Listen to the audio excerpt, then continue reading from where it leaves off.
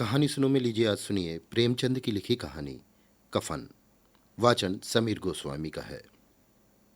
झोपड़े के द्वार पर बाप और बेटा दोनों एक बुझे हुए अलाव के सामने चुपचाप बैठे हुए हैं और अंदर जवान बेटे की बीवी बुधिया प्रसव वेदना से पछाड़ खा रही थी। रह रहकर उसके मुंह से ऐसी दिल हिला देने वाली आवाज निकलती थी कि दोनों कलेजा थाम लेते थे। जाड़ों की रात थी। प्रकृति सन्नाटे में डूबी हुई। सारा गांव अंधकार में लय हो गया था। घीसू ने कहा, मालूम होता है बचेगी नहीं। सारा दिन दौड़ते हो गया। जा देख तो आ। माधव चिढ़कर बोला, मरना ही है तो जल्दी मर क्यों नहीं जाती? देखकर क्या करूं? तू बड़ा बेदर्द है बे। साल भर जिसके साथ सुख चैन से रहा उसी के साथ इतनी बेवफाई। तो मुझे उसका तड़पना और हाथ पांव पटकना देखा नहीं जाता। चमारों का कुनबा था और सारे गांव में बदनाम। घीसू एक दिन काम करता तो 3 दिन आराम करता। माधव इतना कामचोर था कि आध घंटे का काम करता तो घंटे भर चिलम पीता। इसलिए उन्हें कहीं मजदूरी नहीं मिलती थी। घर में मुट्ठी भर भी अनाज मौजूद हो तो उनके लिए काम करने की कसम थी। जब 2-4 फाके हो जाते तो घीसू पेड़ पर चढ़कर लकड़ियां तोड़ लाता और माधव बाजार में बेच आता। और जब तक वो पैसे रहते दोनों इधर उधर मारे मारे फिरते। गांव में काम की कमी न थी। किसानों का गांव था। मेहनती आदमी के लिए 50 काम थे, मगर इन दोनों को उसी वक्त बुलाते जब 2 आदमियों से एक का काम पाकर भी संतोष कर लेने के सिवा कोई और चारा ना होता। अगर दोनों साधु होते तो उन्हें संतोष और धैर्य के लिए संयम और नियम की बिल्कुल जरूरत न होती। ये तो इनकी प्रकृति थी। विचित्र जीवन था इनका। घर में मिट्टी के 2-4 बर्तन के सिवा कोई संपत्ति नहीं। फटे चीथड़ों से अपनी नग्नता को ढाके हुए जिए जाते थे। संसार की चिंताओं से मुक्त, कर्ज से लदे हुए। गालियां भी खाते, मार भी खाते, मगर कोई भी गम नहीं। दीन इतने कि वसूली की बिल्कुल आशा न रहने पर भी लोग इन्हें कुछ न कुछ कर्ज दे देते थे।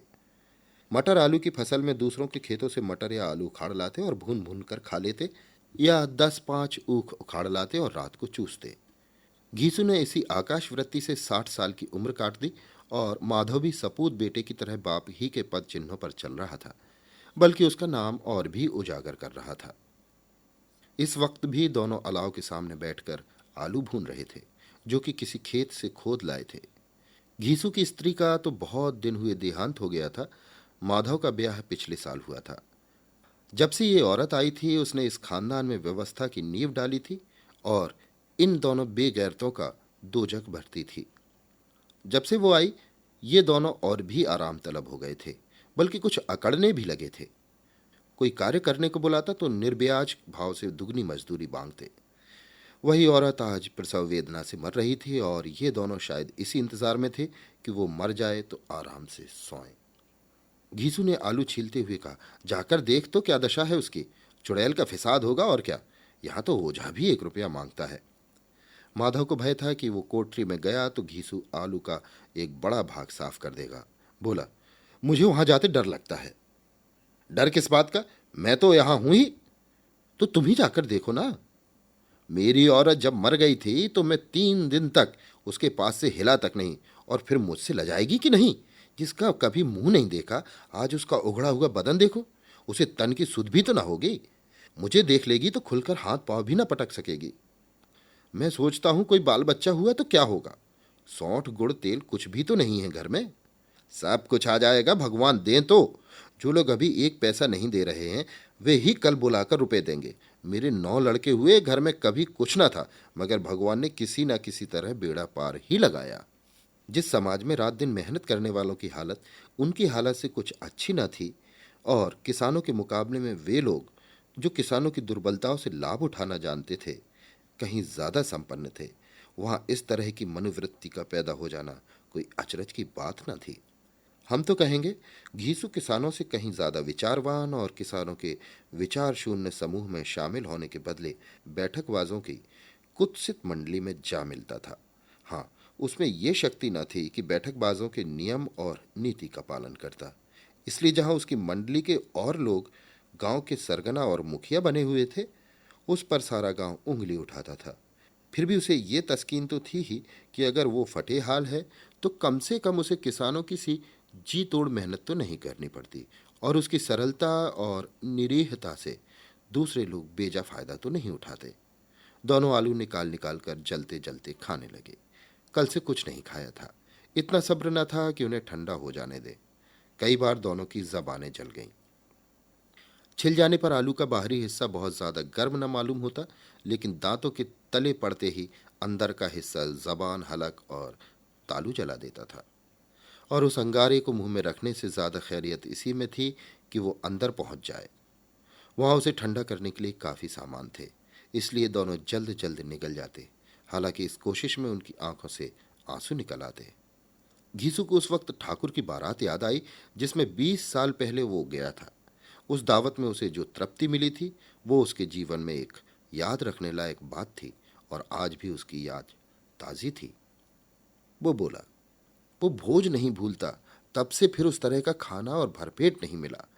लड़की वालों ने सबको भरपेट पूड़ियां खिलाई थी, सबको। छोटे बड़े सबने पूड़ियां खाई, और असली घी की। चटनी, रायता, 3 तरह के सूखे साग, एक रसेदार तरकारी, दही, चटनी, मिठाई। अब क्या बताऊं कि इस भोज में क्या स्वाद मिला। कोई रोक टोक नहीं थी। जो चीज चाहो मांगो, जितना चाहो खाओ। लोगों ने ऐसा खाया कि किसी से पानी न पिया गया। मगर परोसने वाले हैं कि पत्तल में गर्म गर्म गोल गोल सुवासित कचौड़ियां डाल देते हैं। मना करते हैं कि नहीं चाहिए, पत्तल पर हाथ से रोके हुए, मगर वे हैं कि दिए जाते हैं। और जब सबने मुंह धो लिया तो पान इलायची भी मिली, मगर मुझे पान लेने की कहाँ सुध थी। खड़ा हुआ न जाता था, चटपट अपने कंबल में जाकर लेट गया। ऐसा दिल दरियाव था ठाकुर। माधव ने इन पदार्थों का मन ही मन मजा लेते हुए कहा, अब हमें कोई ऐसा भोज नहीं खिलाता। अब कोई क्या खिलाएगा। वो जमाना दूसरा था। अब तो सबको किफायत सूझती है। शादी ब्याह में मत खर्च करो, क्रियाक्रम में मत खर्च करो। पूछो, गरीबों का माल बटोर बटोर कर कहाँ रखोगे। बटोरने में तो कमी नहीं है, हाँ, खर्च में किफायत सूझती है। तुमने 20 पूड़ियां खाई होंगी। 20 से ज्यादा खाई थी। मैं 50 खा जाता। 50 से कम मैंने ना खाई होंगी। अच्छा पट्टा था। तू तो मेरा आधा भी नहीं है। आलू खाकर दोनों ने पानी पिया, और अलाव के सामने वहीं अपनी धोतियां ओढ़कर पांव पेट में डाले सो रहे, जैसे दो बड़े बड़े अजगर गेंडुलियां मारे पड़े हों। और बुधिया अभी तक कराह रही थी। सवेरे माधव ने कोठरी में जाकर देखा तो उसकी स्त्री ठंडी हो गई थी। उसके मुंह पर मक्खियां भिनक रही थी। पथराई हुई आंखें ऊपर टंगी हुई थी। सारी देह धूल से लथपथ हो रही थी। उसके पेट में बच्चा मर गया था। माधव भागा हुआ घीसू के पास आया। फिर दोनों जोर जोर से हाय हाय करने और छाती पीटने लगे। पड़ोस वालों ने ये रोना धोना सुना तो दौड़े हुए आए और पुरानी मर्यादा के अनुसार इन अभागों को समझाने लगे।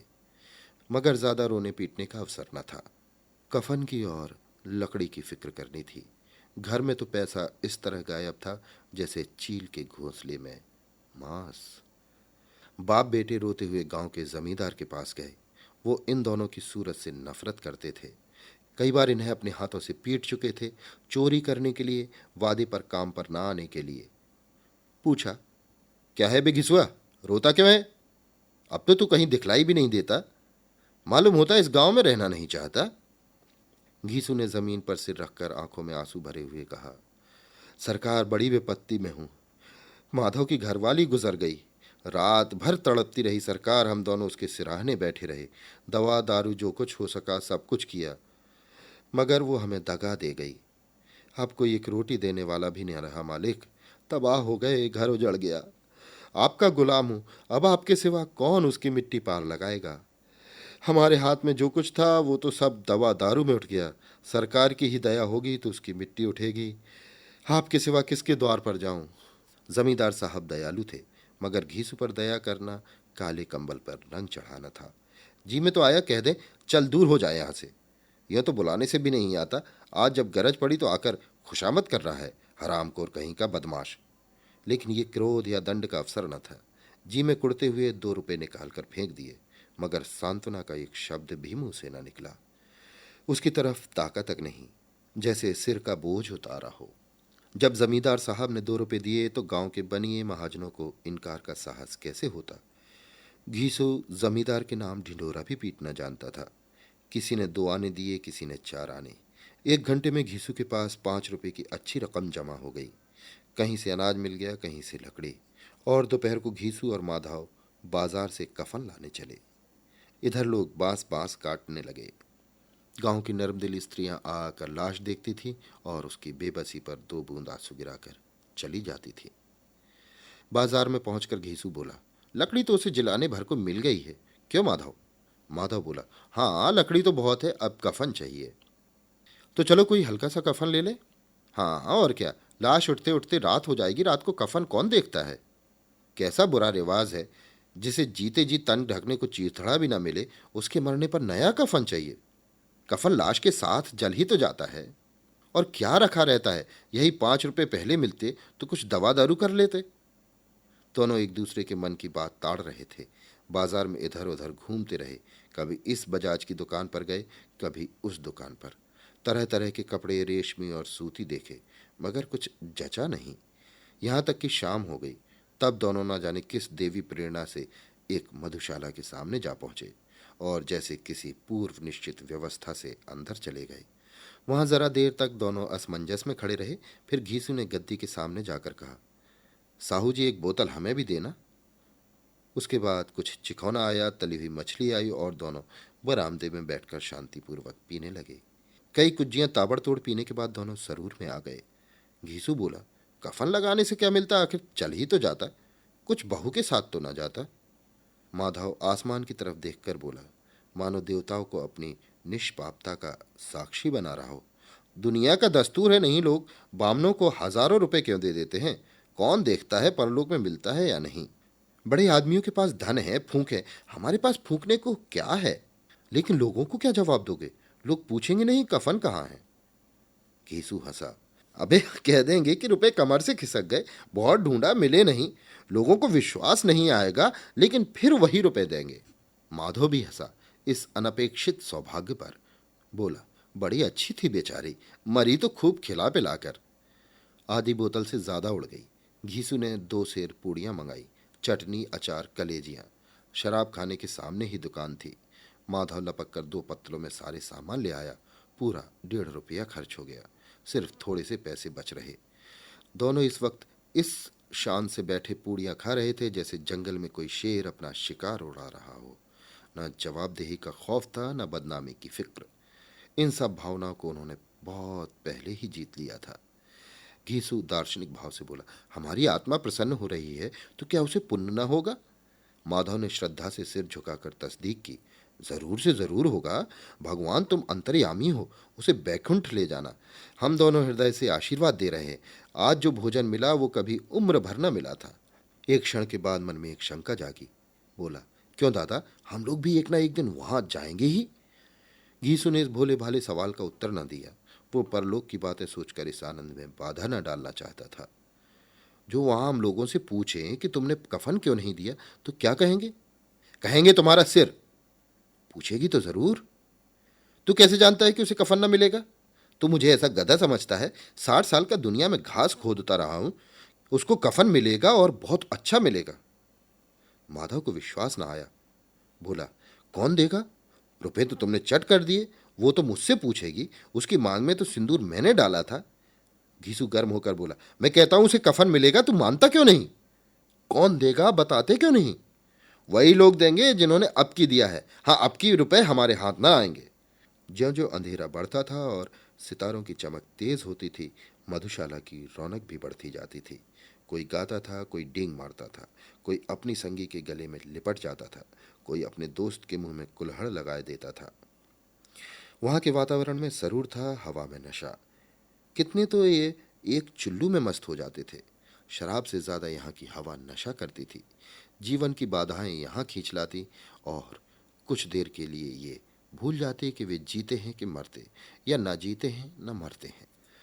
और ये दोनों बाप अब भी मजे ले लेकर चुस्कियां ले रहे थे। सबकी निगाहें इनकी ओर जमी हुई थी। दोनों कितने भाग्य के बली हैं। पूरी बोतल बीच में है।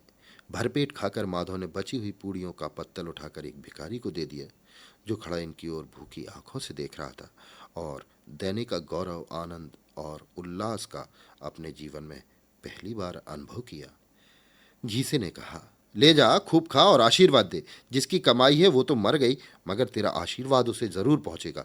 रोए रोए से आशीर्वाद दो, बड़ी गाढ़ी कमाई के पैसे हैं। माधव ने फिर आसमान की तरफ देखकर कहा, वहां बैकुंठ में जाएगी दादा, बैकुंठ की रानी बनेगी। घीसू खड़ा हो गया और जैसे उल्लास की लहरों में तैरता हुआ बोला, हाँ बेटा, बैकुंठ में जाएगी।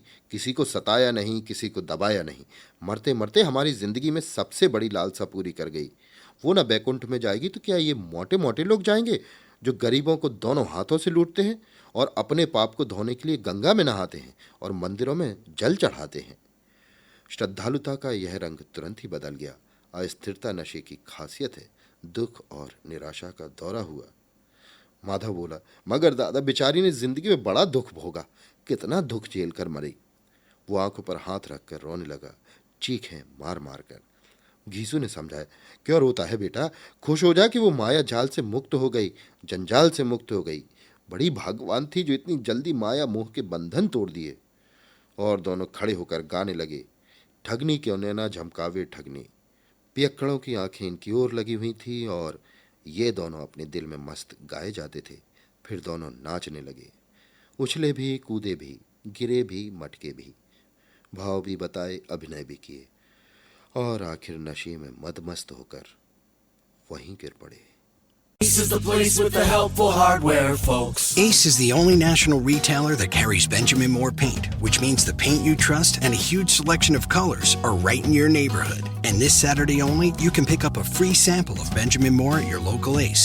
It's a great way to explore quality colors and find the perfect one for your place. So if you're looking for award-winning service and a new look for your home, look no further than Benjamin Moore paint at Ace. Offer valid August 1st for Ace Rewards members. Limit 1 at participating stores while supplies last.